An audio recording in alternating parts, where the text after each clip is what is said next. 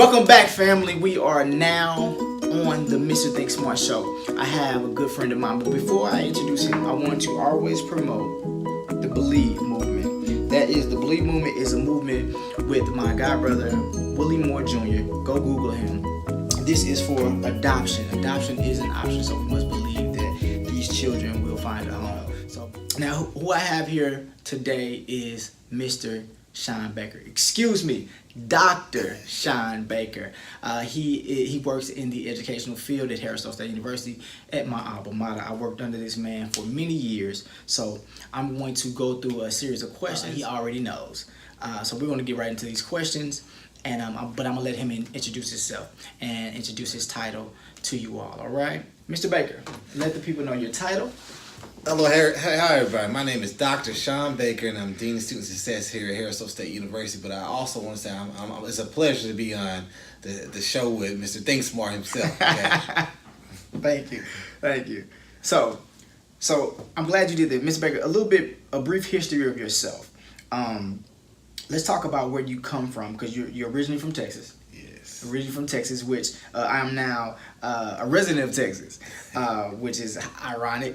But he's originally from Texas, and he comes from the urban community. Even when he transferred he moved from Texas to St. Louis, he lived in an urban community, but he successfully grown through that and successfully moved forward. And now he is the associate. What's the title again? Dean of Student Success. Dean of Student Success at a historical black college. Now, he didn't go to a historical black college for undergrad, but he has been working here for now, 10 years? Yes, over 10 years. Now, 10 years working in this great institution. So, tell a little bit brief about that and that transition from Texas to St. Louis into college. Oh, man, that transition, man, was a blessing in so many different ways.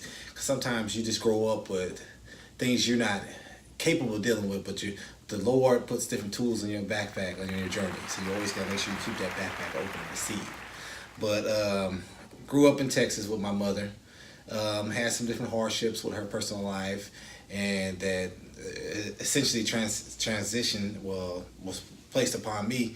I had an opportunity to move to St. Louis. Okay, moved to St. Louis, went to a city school, wind up graduating from a county school after 3 years, then went on to college at a small school in a rural community. Okay, so I understand being in an urban environment and a rural environment. And now I've been here back in St. Louis for over 10 years and at Harris-Stowe State University. Okay, that is good. I know there's a lot of detail in that journey, but because I know the man personally, but that is good enough for the people. Now, on the show today, we want to talk about urban education and how it has developed over the course of 10 years you've been here. Yes. So I want you to give a brief synopsis of how it was when you started and your vision of it. Well, not even so much your vision, your view of it and what you were actually seeing in the physical to now how it has developed over the years to where you are in your tenure here at Harris-Stowe State University. Okay, so you want me to speak specifically at urban education here and at the college level at Harris-Stowe State University. Talk about it here. Well, let me back it up some. Okay, so some people may not understand urban education because you just think of education, but it is different. You can't just put education as a whole all together, because urban education has its own intricacies. Okay, when you think about urban education in these different cities and different things, if you just look at the public school system environment and the money that's being allocated to per student, the books and the resources, okay, so when you think about urban education, you got to also put that into mind, okay, and then the high schools that the students attend and the colleges they go to after high school. So right now we're going to now put it in content with Harris-Stowe State University in St. Louis, okay. See, Joe knows this too. Okay, Mr. Calhoun. I want you to tell the people this is what you would do. Yeah. So urban education for let's just say 2007. Okay, Harris-Stowe State University when it came to residential campus. Okay. Most of your students, although it was a residential campus, came from the public school system and some of the county schools here at St. Louis. Okay, so you had a very few students that brought in or brought something different to the table from outside of St. Louis or just outside of Missouri State as a whole. So when you bring people in your own backyard, you're comfortable with different things. So you have these students that are comfortable. We are a suitcase campus because everybody went home on the weekends, and so their needs are different. So now we fast forward 10 years later, we're a campus that has 2 residence halls now. We're still a commuter campus, although we have 420 beds.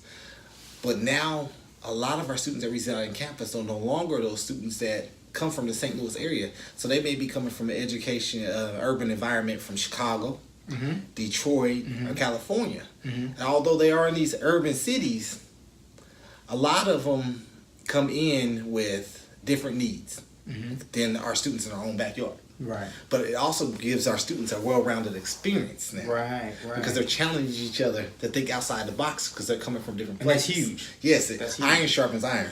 Okay? It does. It Iron does. sharpens iron. You heard it. So they have to communicate with one another. And they're often talking about their experiences, what they grew up with, or how their cities are. Because everybody wants to rep their city. Okay? But also, not only are you repping your city, but you're telling your testimony to each other. Okay, you're saying how you ended up here, and how the other person across from you ended up here, and how it's getting you where you want to be. Okay, but along with that, when you're telling your testimonies, you're telling about your different experiences with the public schools. If you came from public schools, and if you're gifted enough to come from a private school, you're telling about what you've been privy to. Because a lot of times you have different resources. So they're sharing their experiences, which is very diverse and that's good. Keep going. I'm sorry. And so with the urban education, just to have that piece of it, where urban education, you still have to have those key individuals that are around you, because it does no good if you're getting people from rural areas that are sitting in the classroom with you. Because this is where it comes back to that clinician. Because now we know we live in a world where people are dealing with more trauma. Okay, so when we bring these students here, just so happens a lot of them are already dealing with their urban cities, so they're able to relate to one another. But we also have to have the resources. So that's another thing that has changed 10 years is that we got our demand of counseling services is a lot more. We got to make sure our RAs are trained and our different faculty and staff are trauma informed. Okay, because of that trauma, they may be going through something or you may trigger something that they have been through. So when you have them in that classroom and you give them that assignment, it may be a writing assignment. They may be writing and pouring their feelings out, but they don't want to be judged. Got it. So Harris-Stowe has changed those 10 years by this type of students we're bringing in, the different locations they're coming from, and the different resources that we have to have available for them, and the different activities or in different ways we engage them. They're very, very important. And that means not just engage them at homecoming, the different events here, but also when it comes to ARC, the resources they need outside the classroom. Right. Day-to-day operations. Yeah, the day-to-day operations. So. Now, I will speak on this because I am a former employee of Harris-Stowe State University, and the students were growing at that current time.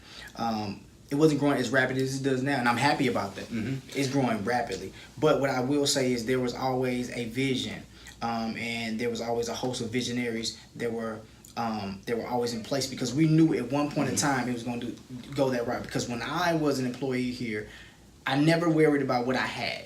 I always worried about what I can do for the future of this institution, that they can enjoy themselves, they can learn, they can have fun, because it was rough when we were just in one building. Oh yeah. It was rough, and it was different because we were all around a culture of the same people in the same city. You may have 1 or 2 people from playing sports, baseball, basketball, from different cities, but you didn't have the bulk to say that just come from everywhere and were just students, and that's a big change. So I do love the direction that they're going in now. I do love the direction. Like I said, I do love the direction that the school's going in. Now, your perspective on not quality, but the quantity, because Harris-Stowe will have to expand. Oh yeah. So, is there a vision? I don't want you to give any secrets out, but I know you all have to be visionary, because I've been here with you, and I know when it gets to peak, when it gets to peak time, it gets crunch time. Yes. So, what do you all have planned? Because you all have a big freshman class coming in. What is it, 600? Yes, our goals 700. It's 700. We look like we're going to hit those numbers. But like you said, what's the vision? And we've had the opportunity. Well, Harris-Stowe State University had the opportunity to have great leadership since I've been here. We had Dr. Henry Givens Jr. that was here over 32 years. His vision, within his leadership, he built the structure. Okay, we had several presidents that came right after him. They all brought something different to the table, and I pay homage to those individuals because of, when you sit in that seat, there's a lot that goes on, especially in a political city like St. Louis, where everybody thinks they could do the job, and everybody is so touchable. Okay, because it's so small, everybody knows everybody.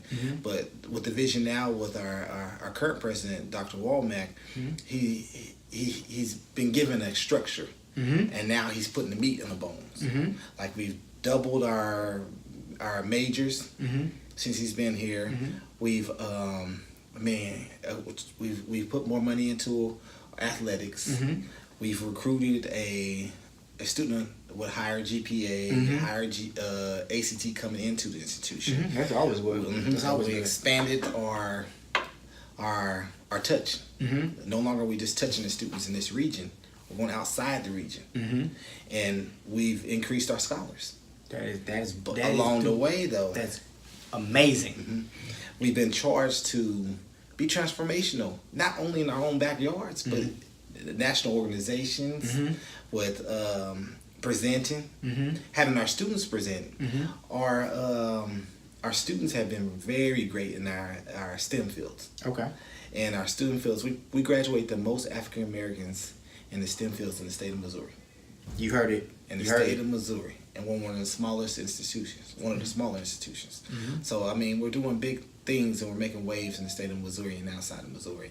And the vision is just to continue to grow the institution and make sure we work with our state entities and make sure we're funded appropriately as in every other institution. Right. So we asking all the alumni to come back, show love, support, fund. Because what I do know, coming from St. Louis and then working at this institution, when it comes to, not to say we're in competition or this school is in competition, but there are, what people don't know, and I'm gonna put it out there, what people don't know, in the city of St. Louis, there are 8 or 9 major institutions, universities right here. This is the only historical black college in the city of St. Louis, and it is a pleasure to come here to get your education because you're getting the same education that anybody else is getting. But it's different because it is urban, but it is yet diverse also with a lot of different cultures here. But the rich history that's behind this university and that we spread within the city and the things we do in the city, and we reach out to, like you said, the touch has reached, it reached so far now. At one point now it's reaching out even further. The touch is amazing. It blessed people like myself, being a graduate of this institution as well as an employee of this institution, and I still yet come back to this institution because I love it that much. But what I want to say before we break loose is that this institution is growing, and I do commend people like Dr. Baker, Dr. Womack, because I personally feel that this man and Dr. Womack, being the president, are the hardest working people on this campus. Now, I'm not disrespecting or casting anybody out that works at Harris-Stowe State University, but I will say, because there's a lot of people that work hard and they love these students, but I know to deal with students day in and day out, I worked in the department that did that, and and it's real. So if you're looking to come. Yes.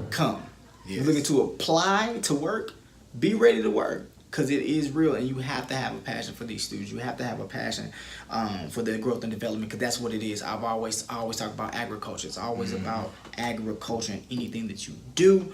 But I know for a fact at this institution, at any institution, it's about growth and development, not just in the students, but in the location and what you're doing. Because if you don't, you will not be successful. You will definitely wither away. You'll wither away. But Mr. Baker, I thank you for your time. You heard it here first on the Mr. ThinkSmart Show. And please subscribe. Look at the subscribe button right there. Press it for me.